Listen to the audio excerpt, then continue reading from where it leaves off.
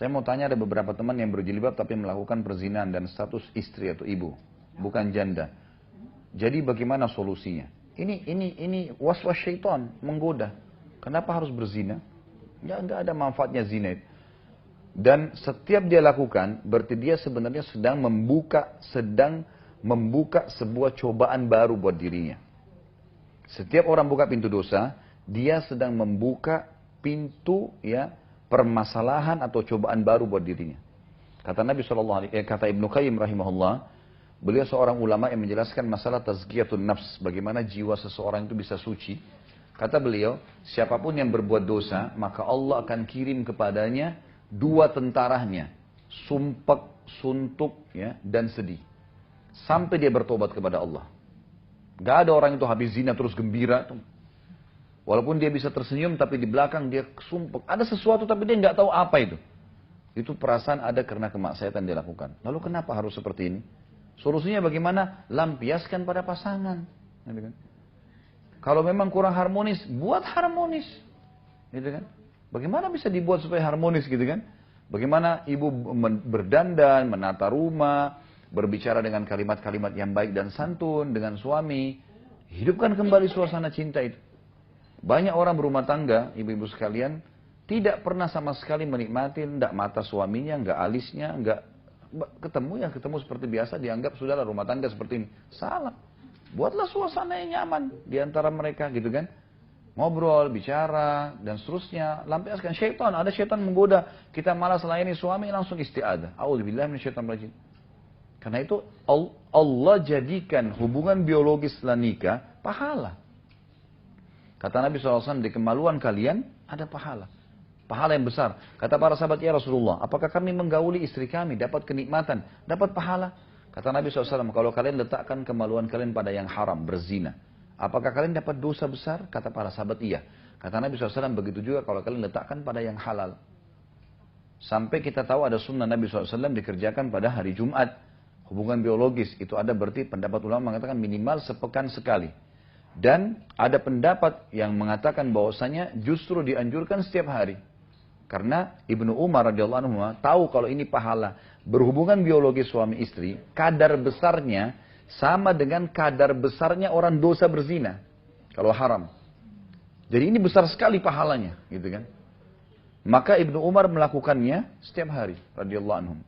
Jadi bukan karena ini berarti dia berlebihan dalam seksual, bukan. Tapi memang itu ibadah dilakukan sama dia.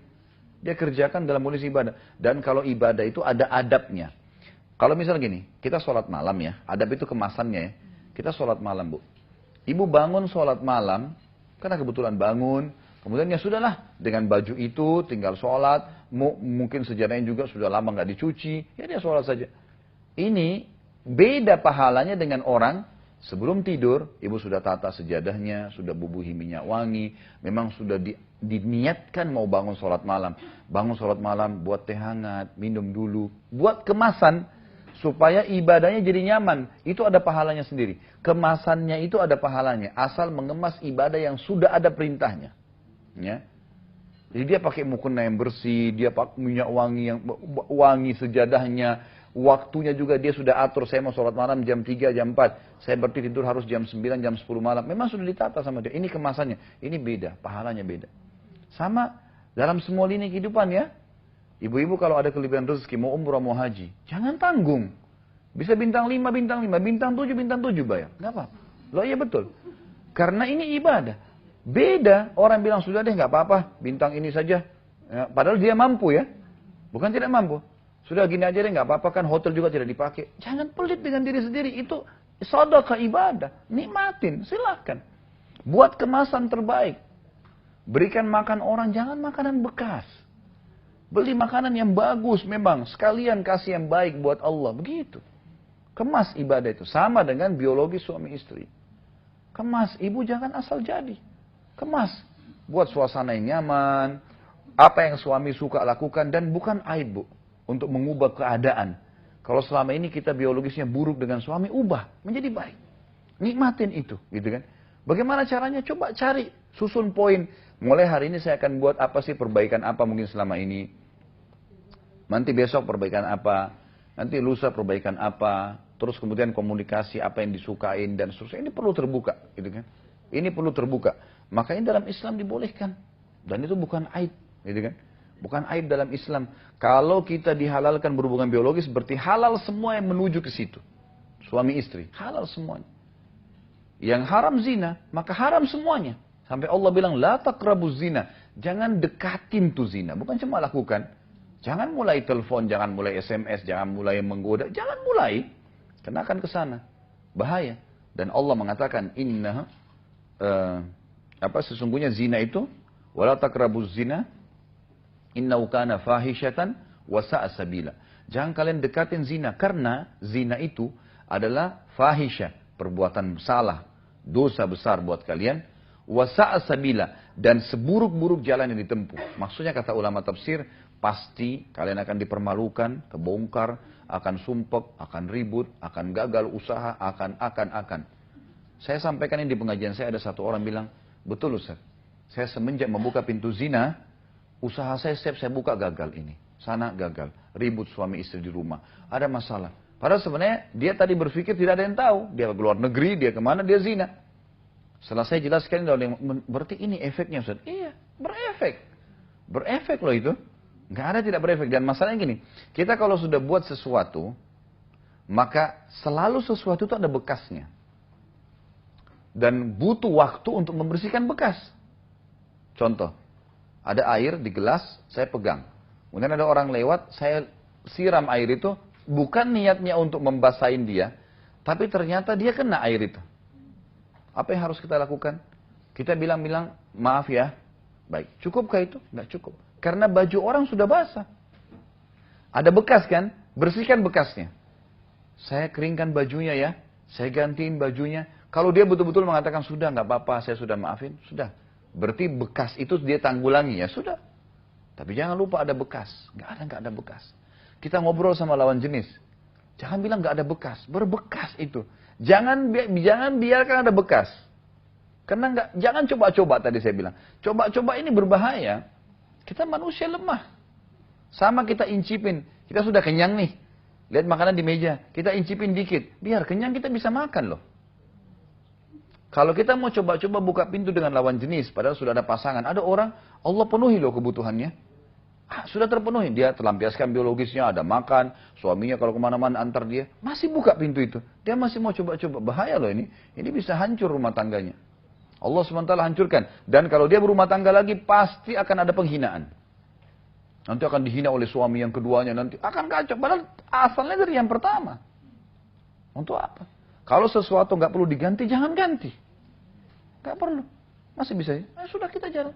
Dunia sebentar, Bu. Orang mukmin tahu akhirat adalah target utama. Dunia sebentar, mau diapain dunia ini? Ibu bayangkan gini, semua jenis makanan yang enak yang pernah kita pengen, lalu kemudian kita sudah berhasil. Anggap makanan itu di Itali. Jauh sekali, kita ke sana berhasil beli makan. Baik, sekarang setelah berjalan berapa waktu? Kita masih rasakan? Nggak ada. Cuma kenangan. Dulu saya pernah ke sini, dulu saya pernah. Itu dunia begitu. Nggak ada sesuatu. Oh iya, saya pernah berzina sama orang ini. Terus habis itu apa? Anggap orang itu paling top, paling gagah, paling cantik. Saya pernah berzina. Terus apa? Habis itu apa? Nggak ada sesuatu gitu loh. Itu dunia kecil. Dan efeknya ada. Buruknya ada. Dosa itu ada. Makanya bayangkan di dunia ini kalau apapun yang kita dapatkan yang paling hebat pun. Setelah itu apa? Nggak ada sesuatu. Biasa saja. Biasa saja gitu. Ya? Jadi jangan dibuka pintu itu. Jangan dicoba-coba. Ya. Jadi jangan. Karena ini berbahaya. Saya sarankan kalau ada ibu-ibu seperti ini taubat nasuha kepada Allah detik ini. Berhenti. Nggak boleh lagi sudah. Ada godaan, lawan. Harus dilawan. Lampiaskan ini. Semua yang berhubungan dengan laki-laki itu tutup semuanya. Fotonya kah, nomornya kah, blokir semua. Selesai. Memang harus. Ada gejolak, lawan. Minta ya Allah bersihkan hati saya. Saya mau jadi baik ya Allah. Buat saya puas dengan suami saya ya Allah. Buat. Minta sama Allah. Karena bahaya. Berbahaya. Ibu kalau berpikir bisa sembunyikan dari suami. Demi Allah, Allah bongkar. Sampai kata Nabi SAW, kalau ada seseorang ya membuka aib orang lain atau melakukan satu perbuatan, dia sembunyikan pun, Allah akan bongkar aibnya walaupun dia sembunyikan di dalam rumahnya. Tak bisa itu. Jangan mimpi kita bisa tutupin terus. Nanti tiba-tiba saja ibu lagi di kamar mandi, suaminya lihat telepon. Atau mungkin lagi jalan, suaminya lihat Allah punya kuasa. Jangan menghayal tidak. Allah punya cara. Sama laki-laki juga begitu. Mungkin dia berbuat haram, lalu istrinya punya cara. Allah punya cara buat istrinya tahu. Ingat kasus tadi Nabi Musa alaihissalam. Jadi jangan dibuka pintu itu. Nggak usah lah.